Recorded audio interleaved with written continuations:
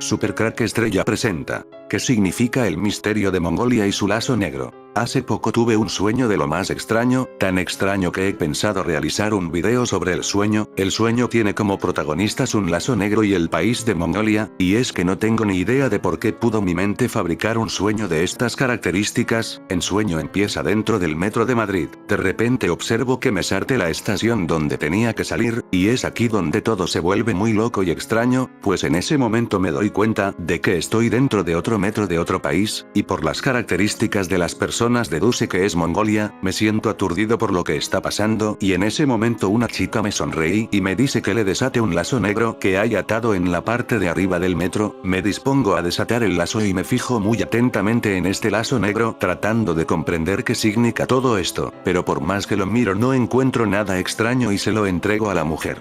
Entonces decido salir del metro y de la estación a la salida de la calle. Camino unas cuadras por las calles donde no encuentro a nadie, entonces encuentro una noria abandonada con resto de óxido en lo que parece una feria, muy parecido a la de Chernóbil. Más adelante unos jóvenes parecen estar celebrando algo en la calle y me invitan a su piso, donde me enseñan desde una ventana la desolación de aquel lugar. Todo parece indicar que es un sueño premonitorio. En Mongolia es un país de portales dimensionales donde muchos viajeros del tiempo fueron en busca de algo de su pasado y yo lo encontré en mis sueños. Pero, ¿qué son exactamente esos sueños premonitorios? Los sueños premonitorios son aquellos en los que nuestro cerebro trabaja sobre una idea, y al cabo de pocos días se materializa en la vida real. Las personas con este don son más susceptibles a sucesos inexplicables, más intuitivos y tienen una mente más abierta. La principal diferencia entre este tipo de sueños y los normales es que los primeros son situaciones muy reales, en la que la persona no está dentro de un ambiente que sea imposible. En cambio, en los ordinarios la persona o personas implicadas pueden estar en mundos irreales y vivir situaciones imposibles como el hecho de poder volar. Otra diferencia es que los sueños premonitorios son más fáciles de recordar, ya que dejan mucha más información y la persona tiene la sensación de estar despierta. Cabe mencionar que no todos los sueños que parezcan muy reales y te acuerdes de la mayor parte de ellos sean premonitorios. Durante la historia de la humanidad, han sido algunos personajes muy conocidos que han tenido revelaciones a través de sus sueños que, al final, han acabado sucediendo. El escritor Mark Twain soñó que su hermano estaba muerto en un ataúd en el que sostenía un ramo de flores blancas con una rosa roja. Después de unos días, su hermano Henry Twain navegaba con un barco por el río Mississippi y se incendió, provocando la muerte de este a causa de las graves quemaduras. El ataúd y el ramo de flores blancas con una rosa roja eran iguales a los del sueño de Mark Twain. ¿Casualidad? Puede que sí, o puede que simplemente nuestra intuición y subconsciente vayan cogidos de la mano. En estos casos, un previo análisis de estas posibles predicciones podrían evitarnos vivir situaciones complicadas. Los sueños representan uno de los misterios que más preguntas provocan en el ser humano. Todas las personas sueñan, al menos la inmensa mayoría, pero muchas no se acuerdan de lo que han soñado por la noche cuando se despiertan. Entre las que sí, destacan los denominados sueños premonitorios, aquellos que después acaban sucediendo y que nos llevan a una situación que puede ser de agobio al haber visto algo que sucedió después, alimentando una creencia que tiene también su explicación por parte de los psicólogos. La Sleep Foundation informó que entre el 17,8% y el 38% de las personas han experimentado al menos un sueño precognitivo o premonitorio en sus vidas. Estos sueños aparentemente predicen el futuro, y algunos incluso afirman haber tenido premoniciones estando despiertos. Un ejemplo notable fue el período posterior a los ataques del 11 de septiembre de 2001, donde muchas personas afirmaron haber tenido premoniciones de los eventos antes de que ocurrieran. Pero ¿es verdad que el futuro puede predecirse en sueños, o todo es producto de la tergiversación o la sugestión? Los sueños premonitorios son experiencias oníricas que parecen anticipar eventos futuros. Pueden variar desde sueños detallados hasta simplemente tener una sensación de que algo está por ocurrir. ¿Qué tipos de eventos son predichos por estos sueños? Desde situaciones cotidianas hasta eventos más significativos como accidentes, enfermedades o incluso la muerte. Las evidencias científicas de ese fenómeno son escasas y débiles. Un estudio de la Universidad de California, Berkeley, en 2006, encontró que aquellos que experimentaban sueños premonitorios mostraban una mayor intuición y actividad cerebral en el hemisferio derecho, asociado con la intuición y creatividad. Sin embargo, investigaciones más recientes, como un estudio de la Universidad de Plymouth en 2014, cuestionan la validez de estos sueños. Sugieren que las personas pueden interpretar los sueños erróneamente y recordar solo aquellos que coinciden con eventos futuros. La interpretación de los sueños premonitorios también es un aspecto fundamental para comprender su significado. Es importante recordar que los sueños son subjetivos y personales, por lo que cada individuo debe analizarlos en el contexto de su propia vida y experiencia. En muchos casos, los sueños premonitorios pueden ser una advertencia o una señal de algo que está por suceder.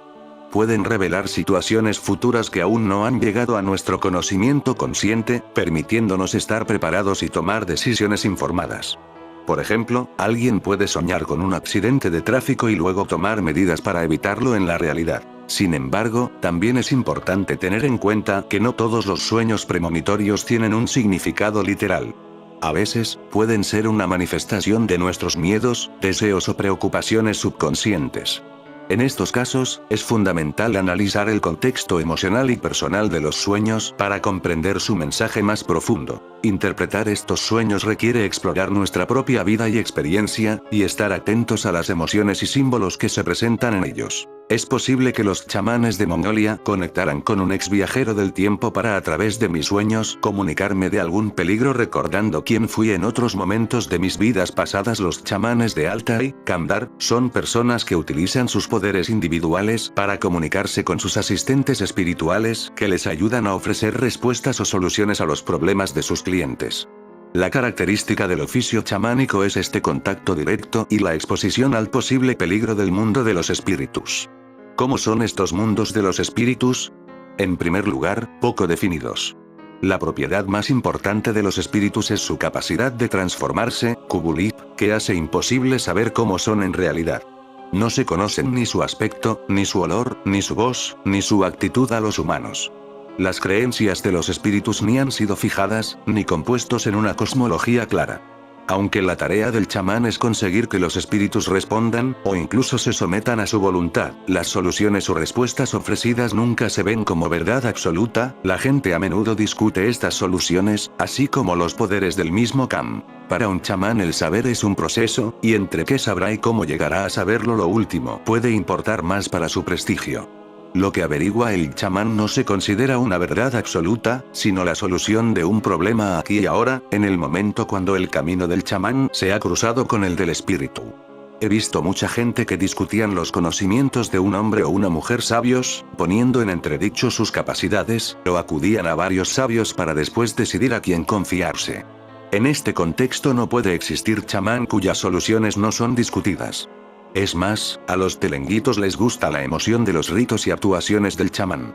Poco a poco las disputas parecen llegar a buen cauce, pero luego la discusión vuelve a animarse. Todo ello ocurre porque el vínculo con el espíritu no es una estructura fija, sino un diálogo, el entendimiento, la negociación, incluso la compraventa. Hoy está claro que los profesionales espirituales de Altai poseen otro tipo de conocimientos que los de las religiones firmemente establecidas, como el cristianismo o el budismo. Estas diferencias en la percepción se hacen obvias si trazamos paralelismos con las creencias de los telenguitos sobre los conocimientos de los lamas y los chamanes. El término lama se utiliza para denominar a persona con formación budista. También se aplica a los lamas de ahora y a los que visitaron Altai a finales del 19 y principios del XX, así como a los paisanos educados en monasterios budistas de Mongolia o Tíbet. Si hablando de los chamanes los telenguitos destacan sus diferencias, cuando hablan del lama, es para hacer el hincapié en su bagaje académico. Los conocimientos de los lamas, una vez adquiridos, pueden ampliarse, pero en su esencia son inalterables. Están compilados en los libros Sudur que se pueden consultar, si hace falta. El saber confinado en estos libros está unificado y puede ser aprendido. Desde el punto de vista de los altaínos, el saber de los lamas es inalterable, está escrito y constatado. Este saber goza de autoridad, y su contenido tiene una gran importancia. Es capaz de conferir la estabilidad a toda una cultura, ya que es indiscutible. Las correctas respuestas a los problemas ya han sido dadas y tienen el estatus del conocimiento pleno. Aunque los telenguitos ven este saber estable como una fuente potencial de la autoridad religiosa para dirigirse en un momento dado, como veremos más adelante, esta estabilidad requiere sacrificios, porque ya no se trata de un proceso de entendimiento individual, sino de una cantidad de conocimientos que está al alcance de cualquiera que quiera aprenderla. Para adquirir estos conocimientos no se necesita capacidad de entendimiento, ni la interpretación individual. Los telenguitos asocian la autoridad con la estabilidad, mientras que la fuerza se caracteriza por la adaptabilidad y el entendimiento. El camino del chamán es más difícil que el del namá, pero es más interesante y enriquecedor. El namá también tiene conocimientos, pero sus competencias para contactar con el mundo espiritual son más limitadas. El namá puede predecir el futuro o indicar medicamentos contra las enfermedades más graves, pero, según los altaisis, no se siente muy seguro a la hora de tratar con los espíritus. Sus recomendaciones no se someten a juicio, porque están respaldadas por la autoridad del conocimiento sólido y estable que está al alcance de todos y puede ser consultado. Sin embargo, el saber del chamán es más apropiado para dirigirse a los espíritus. La visita al lama supone la consulta con el libro Sudur y el calendario, y por último una respuesta. Si en el saber chamánico se destaca el proceso del entendimiento, en el de los lamas, es el contenido. O sea, si los conocimientos del lama son fijos, los del chamán son abiertos y flexibles. La impresión y hasta el miedo que puede infundir un chamán revela la complejidad de su relación con el mundo de los espíritus potencialmente peligroso. La práctica de los chamanes es un proceso infinito, apasionante y curioso para estudiarlo y observarlo. El desierto de Gobi es uno de los lugares más espectaculares de nuestro planeta, un sitio del que se habla en voz baja, con reverencia y en secreto. Gobi, un desierto enorme ubicado en el centro de Asia, entre Mongolia y China, y delimitado por toda la cadena del Himalaya, es uno de los grandes misterios de la historia espiritual del mundo. Es un lugar que forma el gran corredor de la puerta y ha sido objeto de múltiples teorías y secretos. En Gobi se han visto los ovnis más espectaculares, han aparecido los fósiles más interesantes, se han descubierto evidencias prehistóricas que nadie ha podido clasificar y, desde el espacio, se han visualizado todo tipo de fenómenos. Ha sido visitado por los hermetistas más importantes de la historia, incluso Marco Polo, y es un sitio directamente relacionado con otras humanidades y con el origen de las religiones. Gobi nos habla de vórtices de tiempo y de historia muy antigua, está conectado con ciudades sagradas, con reinos subterráneos, con las grandes ciudades perdidas más allá del tiempo, con la famosa Shambhala, con los gigantes Anunnakis y con las puertas astrales de los polos. Conocido como uno de los lugares más místicos de todos los tiempos, ha sido estudiado, analizado y mencionado por grandes culturas y corrientes espirituales. Los grandes maestros del Tao, como Lao y Lian, no murieron, sino que desaparecieron en las brumas de Gobi, pasando a otros planos al final de sus vidas. Los maestros del Tao son de Gobi, son los padres de la memoria y los señores del filo de las ciudades. Los Vedas también nombraron a Gobi en sus escrituras. En uno de sus textos más antiguos, conocidos como libros de Manu, que hasta hace un siglo solo podían ser leídos por los brahmacharyas, se habla con claridad de la mesa de Uigur como la puerta que siempre quedará intacta después de los grandes cataclismos de la Tierra. Esta puerta se refiere al vórtice de Gobi, que en algunas ocasiones puede verse abierta a los ojos de la materia. Sobre el borde de esta puerta se encuentra una mística ciudad, conocida en el Tao antiguo como los edificios de Xinjiang. En estas construcciones se encuentran las tablas de los cubos, tablillas que muestran la historia verdadera de los humanos, desde su llegada al planeta azul. Según las escrituras místicas, las memorias están en los cubos azules de la memoria que flotan en las ciudades sagradas interiores. Pura tecnología extraterrestre. De esos cubos habrían salido los mandalas, las runas, el hebreo, las letras del hierático, los conocimientos ancestrales y las grandes religiones fundadas por místicos que provienen de Uigur. Se dice que de la superficie de esos cubos salieron las tablillas de oro que están en el edificio principal de la ciudad del borde, y solo hay una copia de ellas en un monasterio en el monte Manjo de la meseta tibetana. Las tablillas de oro son populares entre los místicos de aquellos parajes y, de hecho, al preguntarles a maestros y lugareños por ellas, hablan sin tapujos sobre la grieta de la entrada, de la ciudad del espejismo, de los visitantes de afuera y de los maestros de otros mundos que vienen del espacio. Y lo dicen porque en el desierto han aprendido que esa es la verdad. Todos han hablado de Gobi, los hebreos, los celtas, los de la tierra de Lap, hasta los mismos nazis investigaron el corredor de Gobi. Los grandes maestros de la historia hablaron en algún momento de este maravilloso lugar. Gobi es un punto magnético de la Tierra. ¿Será el centro corazón?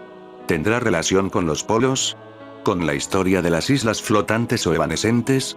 Este tema es inagotable y cada verdad nos lleva al impulso que tenemos al desdoblarnos, a identificar nuestro eje nervioso con el eje nervioso del planeta Schenker, de nuestro planeta azul y con la entrada mística de Gobi. En fin amigos de Supercrack Estrella, si el video te gustó pulgar arriba.